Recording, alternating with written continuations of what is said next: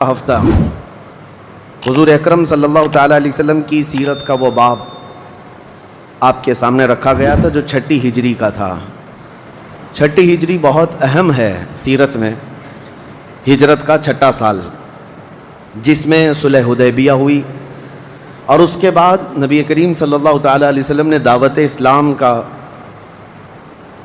ایک بہت بڑا مشن شروع فرمایا اور بادشاہوں کے پاس خطوط بھیجنے شروع کیے۔ اس وقت جو جس علاقے کا فرما روا تھا، بادشاہ تھا، اس کے پاس حضور صلی اللہ علیہ وسلم اپنے قاصد صحابہ کو خط دے کر بھیجتے اور انہیں دعوت اسلام پیش کرتے تھے۔ تو صحابہ اکرام حضور کے خطوط لے کر کے کہاں کہاں نہ گئے۔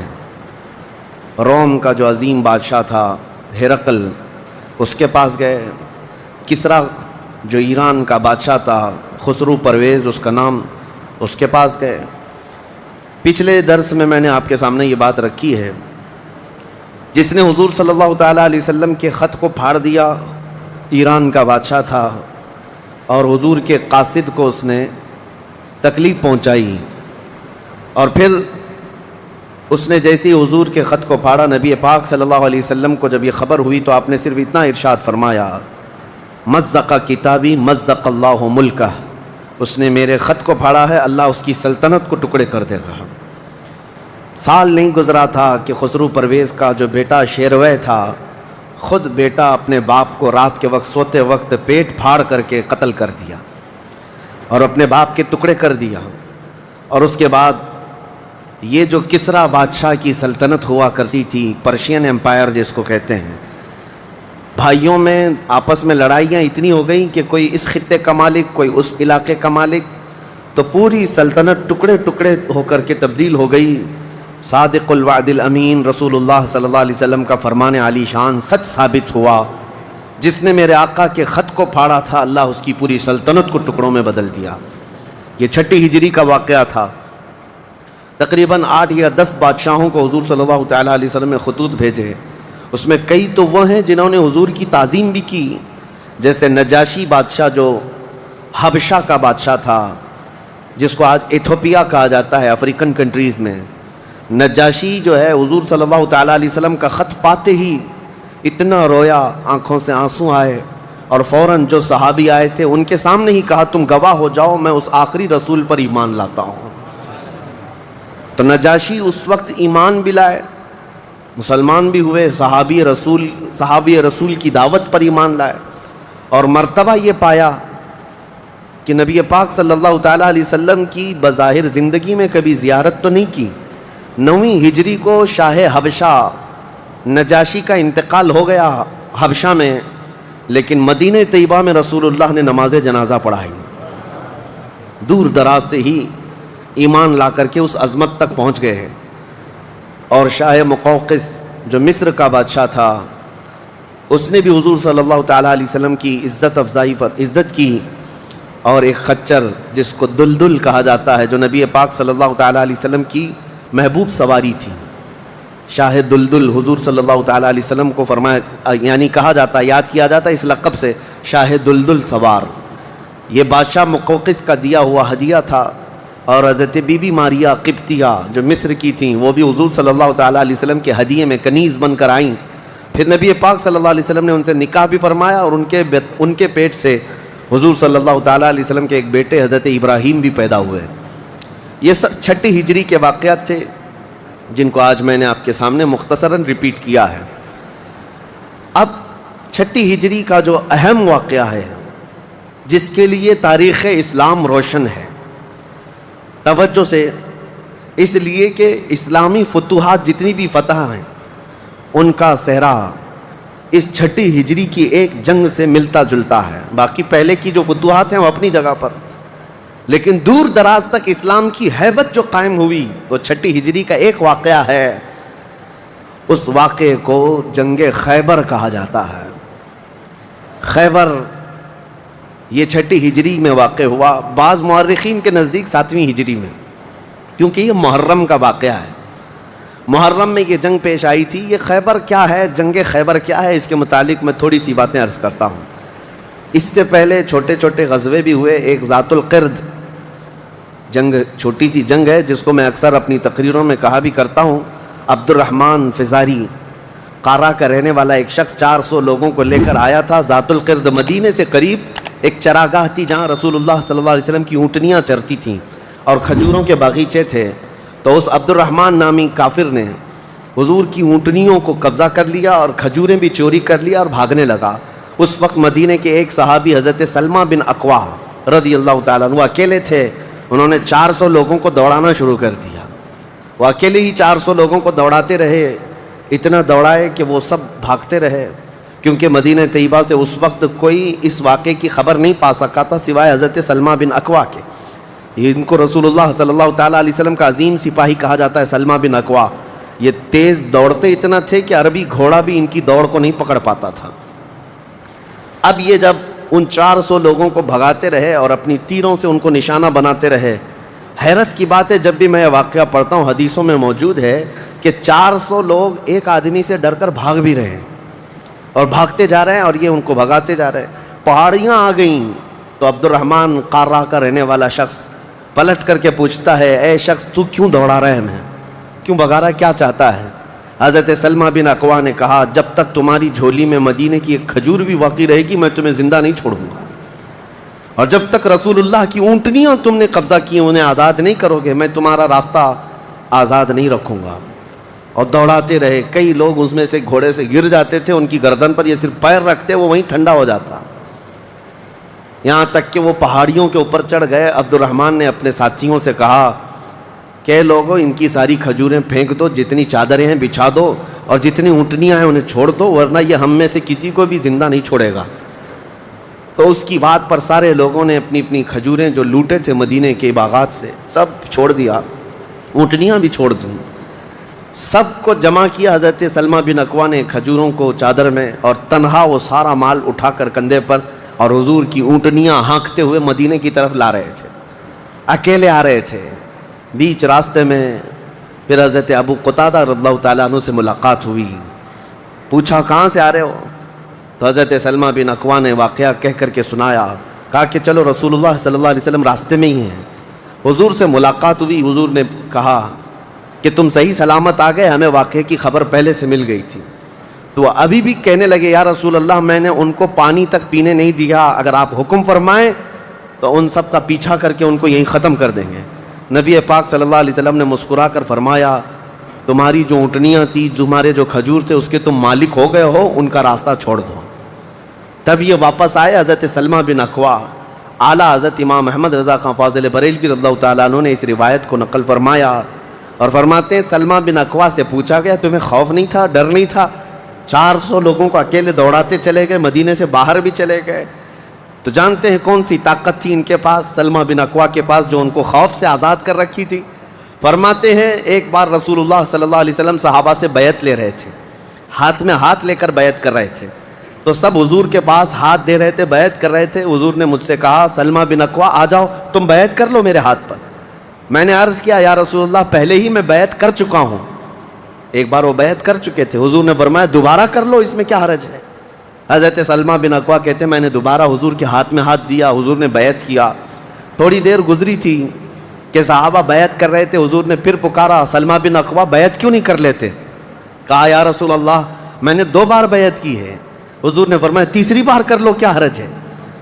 وہ حضرت سلمہ بن اکوا کہتے ہیں میں نے اپنا ہاتھ رسول اللہ کے ہاتھ میں تیسری بار دیا اور بیعت کیا. اور اس کے بعد جب نکلا حضرت سلمہ بن اکوا کہتے ہیں مجھے اس ہاتھ پر اتنا بھروسہ تھا کہ دنیا کی ہر طاقت کو دھول چٹا سکتا تھا کہ رسول اللہ کے ہاتھ میں دیا ہوا ہاتھ ہے. ان کے پاس جو بے خوف ہونے کے لیے کوئی دولت تھی نا، بے باک ان صحابہ کو اگر کوئی چیز بناتی تھی تو یہی چیز ہے عشق مصطفیٰ، محبت مصطفیٰ، جس کو بریلی کے امام نے فرمایا ہے خوف نہ رکھ رضا ذرا تو ہے عبد مصطفیٰ، تیرے لیے امان ہے، تیرے لیے امان ہے. کسی شاعر نے کہا تھا کہ دیوان گانے عشق محمد کو دیکھ کر گھبرا گئی ہے گردش دوراں کبھی کبھی. حضور کے عاشقوں کو دیکھ کر کے دنیا کی طاقتیں بھی گھبرا جاتی تھیں کہ ان کے پاس ہے کون سی طاقت. تو یہ جو چھوٹی سی جنگ واقع ہوئی اس کو ذات القرد کہتے ہیں. اس کے 3 دن کے بعد ہی خیبر کی جنگ شروع ہو گئی تھی. اب خیبر پر ہم آتے ہیں. خیبر کیا ہے؟ تقریباً مدینہ طیبہ سے 320 کلومیٹر دور یا 300 کلومیٹر کے قریب ایک بستی ہے جس کو خیبر کہتے ہیں۔ خیبر یہودیوں کا گڑھ ہے، یہودیوں کا مرکز، اور اس وقت سے لے کر کے حضور صلی اللہ تعالیٰ علیہ وسلم کی مدینہ طیبہ آمد سے بھی کافی پہلے سے خیبر میں یہودیوں نے ایسا اپنا وہ جمایا ہوا تھا کہ پورے عرب کے سب سے بڑے مالدار یہودی خیبر میں رہتے تھے، اور جنگی طاقت بھی سب سے زیادہ ان کے پاس تھی، اور غرور اور گھمنڈ اتنا تھا، پیسوں پر بھی اور جنگ پر بھی، طاقت پر بھی، کہ وہ کسی کو بھی ڈرا دیتے تھے۔ اور جب سے نبی پاک صلی اللہ علیہ وسلم مدینہ طیبہ آئے، ان کی دشمنی اتنی بڑھ گئی تھی کہ آپ کو معلوم ہونا چاہیے کہ جو جنگ خندق ہوئی تھی اس کا واقعہ بھی میں نے تفصیل سے بتا دیا۔ مدینہ طیبہ جنگ خندق جس وجہ سے ہوئی اس کا سبب یہودی تھے۔ یہودیوں نے مکہ کے کافروں کو، مشرکوں کو، نجد کے کافروں کو، سب کو جمع کیا تھا اور پانی کی طرح پیسہ بہایا تھا جنگ میں۔ 12,000 لوگوں کو رسول اللہ کے خلاف اکٹھا کیا تھا یہودیوں نے۔ یہ خیبر کے یہودی تھے، کیونکہ نبی پاک صلی اللہ تعالیٰ علیہ وسلم جب تشریف لائے تھے، 2 قبیلے یہودیوں کے مدینے میں آباد تھے، بنو نذیر اور بنو قریظہ۔ آپ کو میں نے سیرت کے بیان میں یہ بھی بتا دیا تھا، اور یہ دونوں قبیلوں نے حضور صلی اللہ علیہ وسلم کے ساتھ غداری کی تھی، وعدہ خلافی کیا، معاہدہ جو تھا اس کو توڑ دیا۔ اس کی وجہ سے ان یہودیوں کو جو مدینے میں رہتے تھے جلا وطن کر دیا گیا تھا، نکال کر باہر کر دیا گیا۔ تو جتنے مدینے سے نکالے ہوئے یہودی تھے وہ سب خیبر میں جا کر جمع ہو گئے تھے۔ خیبر میں جا کر کے ان لوگوں نے اڈا بنا لیا تھا، اور ڈیلی ان کی صرف اور صرف یہی منصوبہ بندی ہوتی تھی کہ محمد صلی اللہ علیہ وسلم اور ان کے ساتھیوں کو کیسے مارا جائے، کیسے قتل کیا جائے۔ کوئی بھی دور دراز سے اگر چھوٹی سی دشمنی رکھتا تھا رسول اللہ سے، تو یہ یہودی خیبر کے پورا کا پورا مال ان کے پاس بھیجتے اور ان کو کھڑا کرتے کہ تم جاؤ، ہم سپورٹ میں ہیں، ہم سپورٹ کریں گے۔ ساری جنگوں میں مشرکوں کا سپورٹ کرتے تھے۔ اب میں آپ کو بتاؤں، جن کے دلوں میں اتنا زہر بھرا ہوا تھا رسول اللہ صلی اللہ علیہ وسلم کی دشمنی کا، اب ان لوگوں نے دیکھا کہ یہ اب ان کی طاقت بڑھتی جا رہی ہے، اور بادشاہوں کو تک ان لوگوں نے اسلام پیش کر دیا، اور اسلام اب مکہ مدینے کا نہیں رہ گیا، اب تو ایران بھی چلا گیا ہے، مصر بھی چلا گیا ہے، حبشہ بھی چلا گیا ہے، یمن بھی چلا گیا ہے۔ تو ان کے پیٹ کا درد اور بڑھ گیا۔ ان لوگوں نے پھر اب فیصلہ کرنا شروع کیا کہ اب سارے لوگوں کو جمع کرتے ہیں۔ ایک قبیلہ تھا بنو غطفان، یہ مشرکوں کا قبیلہ تھا، اور وہ جنگی طاقت بہت زیادہ رکھتے تھے۔ اس وقت عرب میں وہ نڈر مانے جاتے تھے۔ یہودیوں نے ان کو بلا کر کے جنگ کا پلان کیا کہ مدینے پر اچانک چڑھائی کریں گے اور تہس نہس کر کے رکھ دیں گے، کسی کو خبر بھی نہ ہو، پورے مدینے کی اینٹ سے اینٹ بجا دیں گے۔ انہوں نے پلان کیا راتوں رات، لیکن مخبر صادق رسول اللہ صلی اللہ تعالیٰ علیہ وسلم کا حال یہ ہے، اور کوئی غیب کیا تم سے نہاں ہو بھلا۔ نبی پاک صلی اللہ تعالیٰ علیہ وسلم کو خبر ہوئی کہ یہودیوں نے میٹنگ کی ہے اور راتوں رات مدینے پر چڑھائی کرنے والے ہیں۔ دوسرے دن حضور پاک صلی اللہ تعالیٰ علیہ وسلم نے صحابہ کو جمع کیا، تو جتنے صحابہ تھے سب جمع ہو گئے، تقریباً 1600 صحابہ تھے۔ کتنے؟ 1600 صحابہ۔ 1600 صحابہ مدینہ طیبہ سے نکل پڑے حضور کے ساتھ کہ ان یہودیوں کو خیبر سے نکلنے سے پہلے ان کا راستہ ہم روکیں گے کہ مدینے پر کوئی بھی چڑھائی نہ کر سکے۔ جب رسول اللہ صلی اللہ علیہ وسلم صحابہ کو لے کر چل پڑے، چال الٹی پڑ گئی۔ یہودیوں نے یہ سوچا تھا کہ مدینے پر اچانک حملہ ہوگا، کسی کو کانوں کان خبر نہیں ہوگی، لیکن ایسا ہوا کہ 8 دن کے بعد اچانک حضور خیبر پہنچ گئے، ان کو کانوں کان خبر بھی نہیں ہوئی۔ نبی پاک صلی اللہ تعالیٰ علیہ وسلم صحابہ کے ساتھ جب پہنچے، صبح ہو رہی تھی، خیبر کی وادیوں میں حضور داخل ہو رہے تھے، تو یہودی اپنے اپنے کھیتوں میں کام کرنے کے لیے جا رہے تھے۔ جیسے ہی مدینے کی فوج کو دیکھا، ہیبت طاری ہو گئی، الٹے قدم اپنے قلعوں میں واپس بھاگتے رہ گئے اور چیخ مارتے رہ گئے کہ محمد بھی آئے ہیں اور مسلمان بھی آئے ہیں۔ حضور صلی اللہ علیہ وسلم نے ان کی چیخ و پکار کو سنا تو ایک جملہ فرمایا۔ حضور صلی اللہ علیہ وسلم فرماتے ہیں، جن کافروں کی وادی میں ہم اتر پڑے ان کی صبح خراب ہو ہی جاتی ہے، اور یہ خیبر اب برباد ہوگا۔ حضور کے الفاظ تھے، جملہ نکلا۔ صحابہ کرام اتنی جوش سے نعرہ لگا رہے تھے کہ یہودیوں کے سارے قلعے صحابہ کی آواز سے گونجنے لگ گئے۔ خیبر میں 8 قلعے تھے، 8 مشہور قلعے۔ انہوں نے بہت مشہور اس وقت کی طاقتور یعنی عمارتیں ایسی بنا رکھی تھیں کہ ان کا یقین تھا کہ کوئی ان قلعوں کو توڑ نہیں سکے گا. اور حد تو یہ ہے کہ آج 1400 سال گزر گئے، ابھی بھی وہ قلعے موجود ہیں، آج بھی موجود ہیں خیبر میں. وہ قلعوں کے باقیات، کھنڈرات ابھی بھی موجود ہیں. اب آپ اندازہ کریں کہ 14 صدیاں گزرنے کے بعد اب بھی وہ قلعے ہیں تو اس وقت کتنے محفوظ رہے ہوں گے، کتنے مضبوط رہے ہوں گے. ان کو بڑا غرور تھا. 8 مشہور قلعے تھے، قلعہ ناعم، قلعہ نطات، قلعہ قموس. ان کے نام تھے الگ الگ، ہر قلعہ الگ الگ کاموں کے لیے استعمال ہوتا تھا. اب نبی پاک صلی اللہ تعالیٰ علیہ وسلم خیبر جب پہنچے 1600 صحابہ ہیں. اب سنیے، ایک قلعہ ناعم تھا جس میں سارا ذخیرہ تھا، کھانا پانی اور سب کچھ وہاں پر تھا، اور اس کی ذمہ داری سلام بن مشکم نام کا ایک یہودی، وہ بہت ہی بغض و عداوت میں بھرا ہوا یہودی تھا، اس کے ذمے تھی. اور قلعہ قموس جو سب سے بڑا قلعہ تھا، اس کی ذمہ داری مرحب نام کے یہودی کے پاس تھی. اور مرحب وہ شخص ہے جس کے بارے میں مشہور تھا کہ وہ 1000 لوگوں سے تنہا لڑ سکتا ہے. 1000 انسانوں کی طاقت تھی جس کے پاس، اس کا نام مرحب تھا. پورے خیبر کے یہودی اس سے ڈرتے تھے. اور قلعہ قموس جو سب سے بڑا قلعہ تھا وہ اس کے انڈر میں ہوا کرتا، سب ان کی تقسیم تھی. اب جب نبی کریم صلی اللہ تعالیٰ علیہ وسلم شروعات فرمائی تو قلعہ ناعم جو قریب تھا آبادی سے، اس پر چڑھائی شروع کر دی. تو جو صحابہ وہاں گئے تھے قلعہ ناعم، تو صحابہ اکرام کو سخت مصیبت اٹھانی پڑی، کیونکہ اتنی سخت گرمی تھی کہ جس کی وجہ سے حلق میں کانٹے پڑ جاتے تھے پیاس کی شدت سے. کئی صحابہ اس میں شہید ہوئے. آخرکار قلعہ ناعم فتح ہو گیا. ایک قلعہ فتح ہوا، دوسرا فتح ہوا، تیسرا فتح ہوا. قلعے اس طرح سے فتح ہونے لگ گئے. یہودیوں کی تعداد میں آپ کو بتاؤں، یہ 1600 صحابہ تھے. اور یہودی اس وقت خود اور قبیلہ بنو غطفان جو مشرکوں کا قبیلہ تھا، ان کو بھی جنگ کے لیے اپنے قلعے میں بلا لیا تھا. کل تعداد سب کی ملا کر 8000 ہو چکی تھی. 8000 لوگ 1600 لوگوں سے ڈرے ہوئے، سہمے ہوئے قلعوں میں بندھے ہیں، کوئی باہر نکلنے کو تیار نہیں. اب اس کے بعد یہ خیبر کا معاملہ بڑھتا گیا. اس میں ہوا یہ کہ آخری جو قلعہ تھا قلعہ قموس، یہ سب کے بس کی بات نہیں تھی. بہت مضبوط قلعہ، اور جو آدمی اس کا سپہ سالار ہے، شہ سوار ہے، وہ مرحب ہے. پورا عرب جانتا تھا اس کی طاقت کو. پہلے دن نبی کریم صلی اللہ تعالیٰ علیہ وسلم نے صحابہ کی ایک جماعت حضرت ابوبکر صدیق رضی اللہ تعالیٰ عنہ کی سپہ سالاری میں بھیجی. حضرت ابوبکر صدیق آئے، بہت ہی جاں بازی اور بہادری کے ساتھ لڑائی کی. لیکن وہ اتنا سخت تھا کہ یہودیوں کی طرف سے بہت سخت طریقے سے ڈیفنس ہوتا تھا. صحابہ پیچھے ہٹ گئے، کچھ شہید ہوئے، کچھ زخمی ہوئے، واپس آئے. پھر دوسرے دن سیدنا عمر ابن خطاب رضی اللہ تعالیٰ عنہ کے حوالے حضور صلی اللہ علیہ وسلم نے فرمایا. حضرت عمر فاروق رضی اللہ تعالیٰ عنہ گئے. صحابہ کی ایک جماعت تھی، لیکن آج کا دن اور زیادہ سخت ہو گیا. سارے یہودیوں نے اپنی طاقت جھونک دی قلعہ قموس کو بچانے کے لیے. حضرت عمر فاروق رضی اللہ تعالیٰ عنہ صحابہ کی جماعت کو لے کر شام میں واپس آ گئے. اب یہ محاصرہ بڑھ گیا. 20 دن چلا کنٹینیو محاصرہ ان قلعوں کا، لیکن فتح ہونے کا نام نہیں تھا. جلال پیغمبری کو دیکھیں ہیں، صحابہ 20 دن سے تپتی ہوئی گرمی میں مدینے سے 300 کلومیٹر باہر ہیں. عرض کیا یا رسول اللہ صلی اللہ علیہ وسلم، ہماری منزل ابھی کہاں ہے، کب تک ہے؟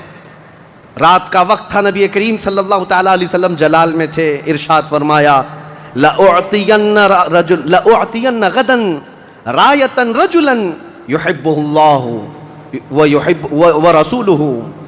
حضور اکرم صلی اللہ تعالیٰ علیہ وسلم فرماتے ہیں، کل کے دن میں اپنا جھنڈا ایک ایسے آدمی کو دوں گا جس سے اللہ اور اس کے رسول محبت کرتے ہیں، اور اللہ اور اس کے رسول جس سے محبت کرتے ہیں وہ خود بھی اللہ اور اس کے رسول سے محبت کرتا ہے.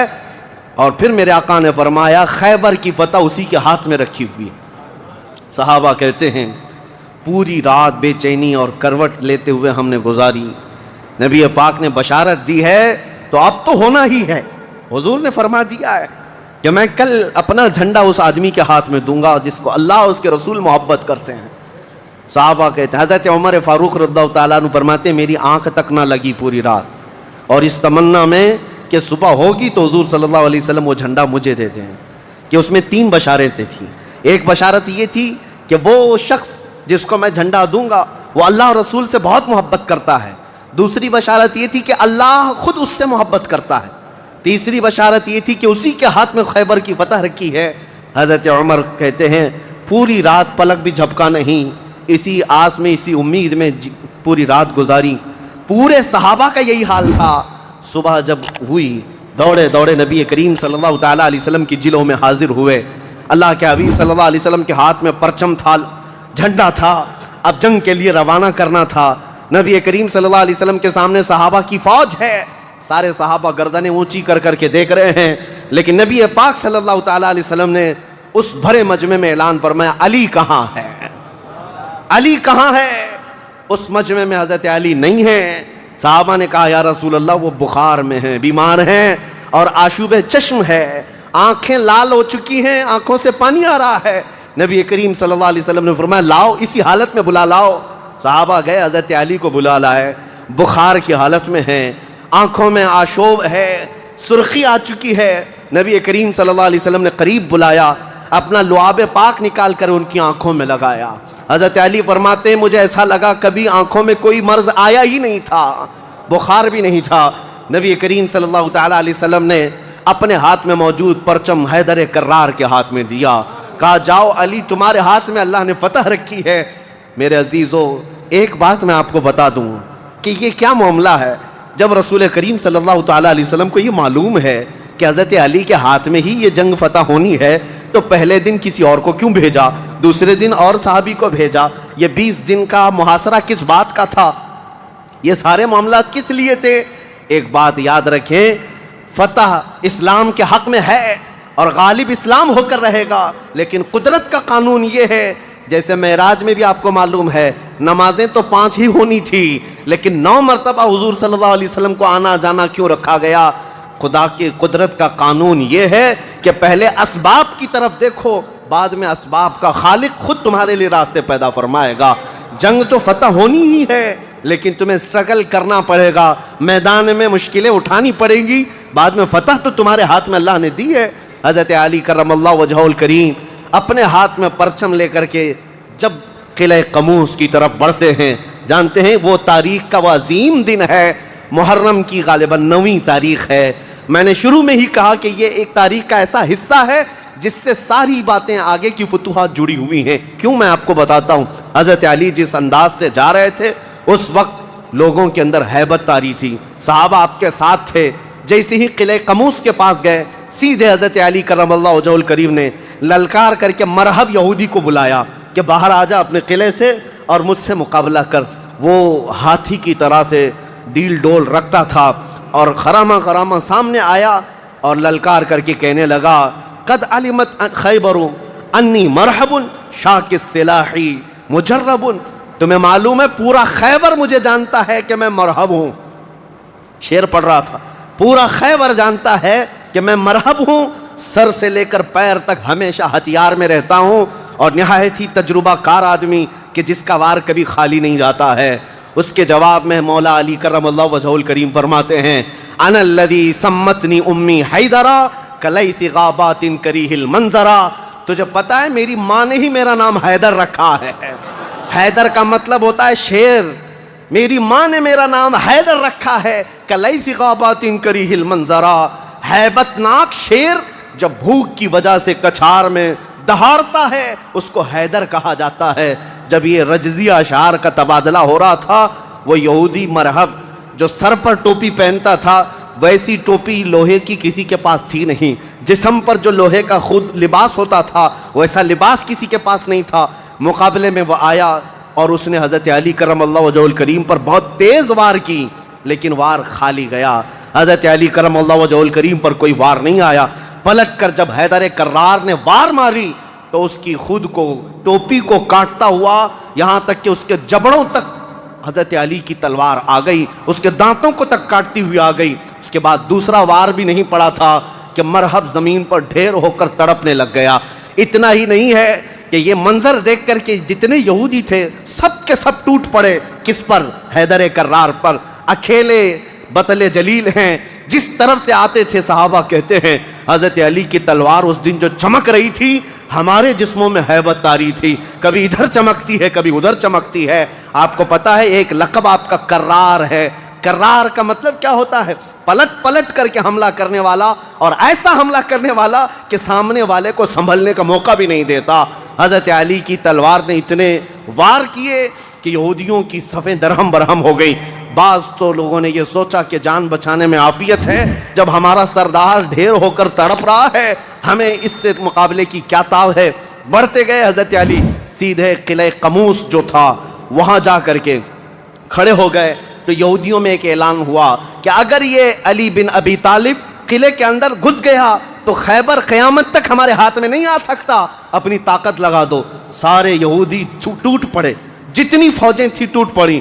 جانتے ہیں حضرت علی اپنا ڈیفنس کیسا کر رہے تھے، اپنے بچاؤ کے لیے کیا کر رہے تھے؟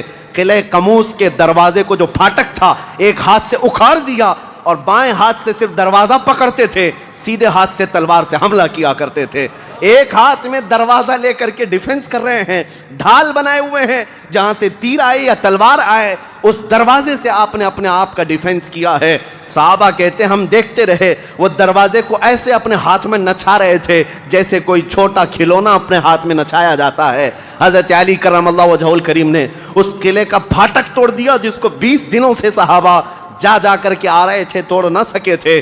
پھر اس کے بعد جب جنگ ٹھنڈی ہوئی، بعض لوگ یہ کہتے ہیں کہ قلعے کا پھاٹک اٹھا کر کے پھینک دیا، پھینکا نہیں، پوری جنگ بھر حضرت علی اس دروازے کو پکڑ کر کے جنگ کرتے رہے اور قلعے کے اس دروازے کو اپنی ڈھال بنائے رہے۔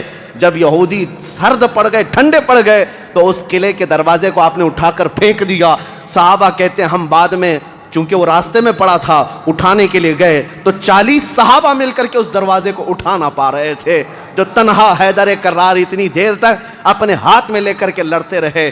کون ہے یہ حیدر کرار؟ یہ وہی حیدر کرار ہے جب رسول اللہ صلی اللہ علیہ وسلم نے مکہ مکرمہ میں سب سے پہلے اسلام کی دعوت دی تھی تو مکہ والوں نے انکار کیا تھا۔ 9 سال کا ایک بچہ کھڑا ہوا تھا، کہا یا رسول اللہ میں آپ کے دین کی حمایت کروں گا۔ پتلی پتلی ٹانگیں تھی، کمزوری تھی۔ رسول اللہ نے اس 9 سال کے بچے کو دیکھا اور سینے سے لگایا اور بارگاہ رب العزت میں عرض کیا کہ مولا اس کی ٹانگوں میں اور اس کی بازوؤں میں تو طاقت عطا فرما۔ وہ 9 سال کا بچہ جب 25 سال کا ہو گیا تو فاتح خیبر بن کر کے نکلا، حیدر کرار بن کر کے نکلا۔ اسی لیے سچ کہا ہے جس نے کہا ہے شاہ مرداں شیر یزداں قوت پروردگار، لا فتح الا علی لا سیف الا ذوالفقار۔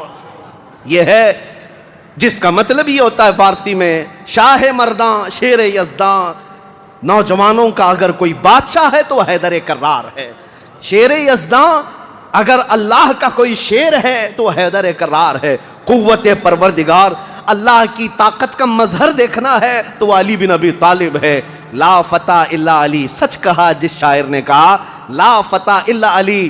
پورے لوگوں میں اگر جوان کوئی کہنے کے لائق ہے تو علی بن ابی طالب کا نام ہے۔ لا سیف الا ذوالفقار، اور دنیا میں اگر کسی تلوار کو تلوار کہلانے کا حق ہے تو وہ ذوالفقار حیدری کا نام ہے۔ عزیزان گرامی وقار، یہ خیبر فتح ہوا، جیسے یہ خیبر فتح ہوا صحابہ میں اتنا جوش بھر گیا تھا، نہ قلعہ قموس باقی رہا نہ مرحب باقی رہا۔ اور خیبر کو جو مولا علی نے اس وقت توڑا تھا، 14 صدیاں گزر گئی، آج تک یہودیوں کا اس میں داخلہ نہ ہو سکا تھا۔ یہودیوں کو پتا تھا ایک بار علی اس میں داخل ہو گیا تو قیامت تک خیبر ہمارے ہاتھ میں نہ آ سکے گا۔ آپ کو پتا ہے 2018 کی بات میں بتاؤں، 2018 میں انگلینڈ میں لندن کی سڑکوں پر پوسٹر اور بینر ہورڈنگ کارڈ لیے ہوئے یہودی احتجاج کر رہے تھے، پروٹیسٹ کر رہے تھے کہ خیبر ہمارا تھا، ہم کو نکالا گیا تھا اور تمہاری ہماری لاسٹ جنگ خیبر تھی، اس کے بعد نہیں ہوئی۔ اس طرح کی باتیں، یعنی میں نے محسوس کیا کہ مسلمان تو بھول گئے خیبر کیا ہے۔ یہودیوں کو جن کو مار پڑی تھی آج بھی یاد ہے کہ مولا علی نے کیسے مارا تھا، آج بھی یاد ہے کہ حیدر کرار کی وار کیسی تھی۔ صدیاں گزر گئیں، وہ زخم ابھی تک بھرا نہیں ہے۔ اسی لیے میرے عزیزو، آپ کو دیکھنا چاہیے کہ گریٹر اسرائیل کا نقشہ جو انہوں نے بنایا ہے، اسرائیل جو آج فلسطین کے حصے میں زبردستی قبضہ کیا ہوا ایک چھوٹا سا ملک، ناجائز قبضہ، انہوں نے جو اپنے خوابوں کا ایک نقشہ بنایا ہے کہ اسرائیل کہاں تک ہوگا، انٹرنیٹ پر دیکھیں گے تو آپ محسوس کریں گے انہوں نے گریٹر اسرائیل کا نقشہ جو بنایا اس میں خیبر بھی شامل کیا ہے کہ خیبر تک، مدینے کی وادیوں تک ان کو اسرائیل بنانا ہے، جہاں سے ہم نکلے تھے وہاں واپس آئیں گے۔ لیکن انشاءاللہ العزیز ایسا کبھی نہیں ہوگا۔ مولا علی کرم اللہ وجہہ الکریم کی وار جو پڑی تھی وہ قیامت تک تازہ رہے گی انشاءاللہ۔ میرے عزیزو، خیبر فتح ہونے کے بعد اب عدل مصطفیٰ کو بھی دیکھو۔ نبی کریم صلی اللہ تعالیٰ علیہ وسلم، یہ وہ یہودی ہیں جو ساری جنگوں میں جڑ کا کام کرتے رہے، جڑ کا کام کرتے رہے، لوگوں کو بھڑکانے میں، حضور کے خلاف دشمنی پر ابھارنے میں، پیسہ بہانے میں، سب کام کرتے رہے۔ آج سب ٹوٹ کر بکھر گئے۔ نبی کریم صلی اللہ تعالیٰ علیہ وسلم کو اب کیا کرنا تھا؟ حضور صلی اللہ علیہ وسلم نے دوسرے دن جب صحابہ سے مشورہ لیا، صحابہ نے عرض کیا جیسے ان کو مدینے سے بھگایا گیا تھا، خیبر سے بھی نکال دیں، یہاں سے بھی نکال کر ان کو جلا وطن کر دیں۔ لیکن وہ مصطفیٰ کریم صلی اللہ تعالیٰ علیہ وسلم جو عظیم اخلاق لے کر کے زمین پر تشریف لائے، خیبر کے یہودیوں سے پوچھا کہ تم کو جلا وطن کیا گیا تھا اور تم نے بار بار ایگریمنٹ توڑا، معاہدے توڑے، اب یہاں سے بھی تمہیں جلا وطن کرنے کا مشورہ آیا ہے صحابہ سے؟ یہودیوں نے رونا دھونا شروع کیا اور کہا آپ اللہ کے نبی محمد مصطفیٰ صلی اللہ علیہ وسلم عدل کے شہسوار ہیں، ہمیں موقع عطا کریں، ہم خیبر چھوڑ کر جانا نہیں چاہتے، ہماری زمینیں ہمیں دے دیں، لیکن سال بھر میں جتنی بھی اس کی آمد ہوگی اس کا آدھا ہم مدینے پہنچا دیں گے، کھجوریں ہوں، فصلیں ہوں۔ نبی کریم صلی اللہ تعالیٰ علیہ وسلم نے سب کو معاف کر دیا، خیبر ان کے حوالے کر دیا، اور پھر وہ آدھا حصہ مدینہ طیبہ ہر سال دینے کے لیے راضی ہو گئے، اور اس پر حضور صلی اللہ علیہ وسلم نے فیصلہ فرما لیا۔ اب اتنی بات نہیں، حضرت عبداللہ بن رواحہ رضی اللہ تعالیٰ عنہ ہر سال جب یہ خیبر آتے یا ایک دوسرے صحابی یہ آدھا حصہ لینے کے لیے آتے تھے تو پورے خیبر کے یہودی مال جمع کرتے، اس میں آدھا آدھا حضرت عبداللہ فرما دیتے، اور اس کے بعد یہ نہیں ہے کہ لے کر کے نکل جاتے، سارے یہودیوں کو جمع کرتے، کہا میں نے پورے مال کا آدھا آدھا کیا ہے، ان میں سے جو حصہ تمہیں پسند ہے وہ رکھ لو، باقی مدینے بھیج دو۔ یہودی کہتے ہیں ایسا عدل ہم نے کہیں دیکھا ہی نہیں کہ ہمیں پہلے کہہ دیا جائے، ورنہ کوئی بھی ہوتا حاکم تو اچھا مال اٹھا لیتا اور برا مال چھوڑ کے چلا جاتا۔ یہ رسول اللہ کے صحابہ تھے، کہتے جو تمہیں پسند ہے وہ رکھ لو، جو چھوٹ گیا وہ مدینے بھیج دو۔ اتنے ہونے کے باوجود بھی حضور صلی اللہ تعالیٰ علیہ وسلم کے ساتھ انہوں نے کیا کیا؟ حضور 3 دن کے بعد خیبر سے نکل رہے تھے، زینب نام کی ایک خاتون تھی جس کا شوہر قتل ہو گیا تھا، وہ حضور صلی اللہ تعالیٰ علیہ وسلم کے پاس بڑی محبت لے کر کے آئی، بہت محبت کے ساتھ، اور یوں کہا کہ میں آپ کی پیروکار ہوں، بڑی مشتاق تھی آپ کے دیکھنے کی، آپ میرے گھر تشریف لائیں۔ حضور صلی اللہ تعالیٰ علیہ وسلم کو اور کچھ صحابہ کو اس نے اپنے گھر پر دعوت کی، اور دعوت کیا کیا؟ کھانے میں اور گوشت میں نہایت ہی خطرناک زہر ملایا اور حضور صلی اللہ تعالیٰ علیہ وسلم کو زہر دیا۔ جو صحابہ موجود تھے حضور صلی اللہ علیہ وسلم کے ساتھ دعوت میں، جیسی حضور نے پہلا لقمہ اٹھایا، جو گوشت کی بوٹی تھی یا جو لقمہ تھا وہی بول پڑا رسول اللہ صلی اللہ علیہ وسلم کہ مجھ میں زہر ملا ہوا ہے۔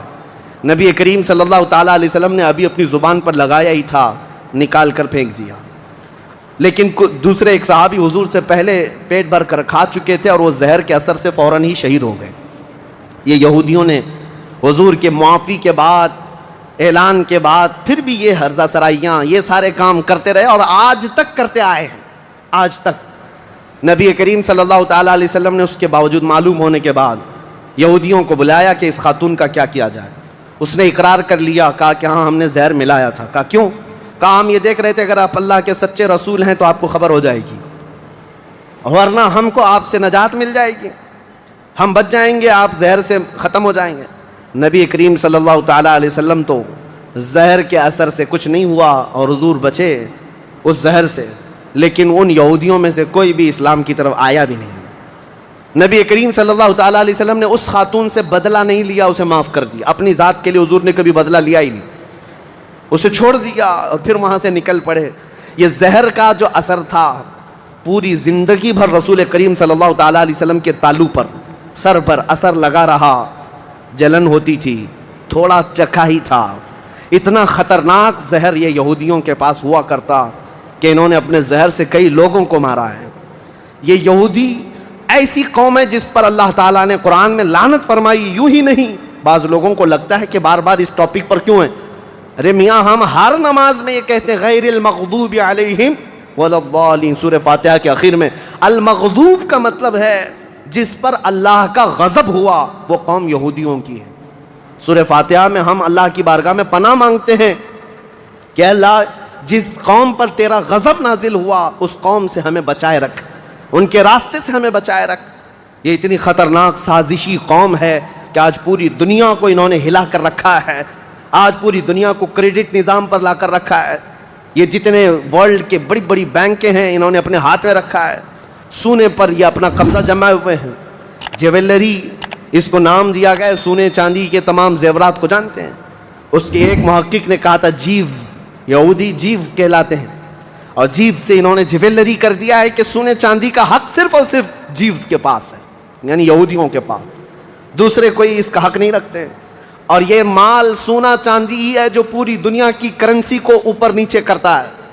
یہ سارا نظام انہوں نے بنا رکھا ہے، دنیا کو قرضے دے دے کر کے ورلڈ بینک سے اپنا مقروض بنائے رکھا ہے، دنیا کو جنگوں کے ہتھیار خوب بیچتے ہیں، یہ سارے ہتھیار بناتے ہیں اور پورا بیچتے ہیں، اس کا کاروبار بھی کرتے ہیں۔ دنیا کی بڑی بڑی دوائیوں کی کمپنیاں بلکہ بایو ویپن کے طور پر استعمال کرتے ہیں، ڈرگ مافیا ہے، سب یہودیوں کے کنٹرول میں آج۔ اسی لیے میں آپ سے کہتا ہوں یہ اتنی شریر قوم ہے کہ اس سے ہمیشہ پناہ مانگتے رہو اللہ کی بارگاہ میں۔ اور اخیر میں آپ کو بتا دوں، جب قیامت کے قریب حضرت عیسیٰ علیہ السلام آئیں گے اور وہ اس وقت دجال کو قتل کر رہے ہوں گے، اور دجال کی فوج میں 60,000 یہودی ہوں گے، 60,000 یہودی اس کے ساتھ جنگ لڑ رہے ہوں گے، ایمان والوں کے ساتھ اس کی حمایت میں، اور حضرت عیسیٰ علیہ السلام کے ہاتھ سے قتل ہوں گے۔ تو حدیث پاک میں ہے کہ جہاں حضرت عیسیٰ علیہ السلام جائیں گے، یا مسلمان جو عیسیٰ علیہ السلام کے ساتھ ہوں گے، ان مسلمانوں کو جو پتھر ہیں جگہ جگہ کے، وہ پتھر پکار کر کہیں گے یا مسلم ورائی یہودین اقتلہ، اے مسلمان میرے پیچھے ایک یہودی چھپا ہوا ہے، آ جا اسے قتل کر دے۔ پتھر تک بولے گا کہ یہودی یہاں چھپا ہوا ہے۔ اس سے آپ اندازہ کریں یہ ایسی شریر قوم ہے جس سے پتھر بھی پناہ مانگتے ہیں۔ عزیزان گرامی وقات، سیرت کا یہ حصہ تھا 6 ہجری کا۔ میں نے جو شروع میں بات کی تھی اس کو کمپلیٹ کر دیتا ہوں کہ ساری جنگوں کا دار و مدار پھر خیبر پر کیوں ہے۔ اس کی وجہ تھی کہ 6 سال تک جب سے مدینے میں حضور تھے، وہ گٹھ جوڑ کی جیسے سچویشن تھی، کبھی یہودیوں کے ساتھ مل کر کے مشرکوں سے لڑتے تھے، لیکن جب خیبر فتح ہوا، خیبر میں سب سے بڑی طاقت تھی یہودیوں کی، پیسہ سب سے زیادہ تھا، جنگی طاقت سب سے زیادہ تھی۔ جیسے ہی خیبر فتح ہوا، ایران بھی کانپنے لگ گیا، روم بھی کانپنے لگ گیا، مصر بھی کانپنے لگ گیا، سارے بڑے بڑے ممالک جو ہیں وہ مسلمانوں کی ہیبت سے کانپنے لگ گئے۔ اسی لیے ہم کہتے ہیں دنیا کی جتنی فتوحات بعد میں ہوئی، وہ ڈر اور خوف ان کے دلوں پہ ایسا سوار تھا کہ انہوں نے خیبر کے ٹکڑے کر کے رکھے ہیں، لہٰذا مسلمانوں کے مقابل میں آنے کی کوئی جرأت نہ کر سکا۔ اسی لیے ہم کہتے ہیں باقی ساری فتوحات کا صحرا بھی خیبر کے فاتح مولا علی کرم اللہ وجہہ الکریم کے سر جاتا ہے۔ اسلام کی فتوحات کی بنیاد حیدر کرار کے سر پر جاتی ہے۔ اللہ کریم زندگی بھر ہمیں مولا علی کرم اللہ وجہہ الکریم کے عاشقوں میں شمار فرمائے، اور دعا یہی کرتے ہیں کہ اے مولا ہم سب کو بازوئے حیدر عطا فرما، بازوئے علی بن ابی طالب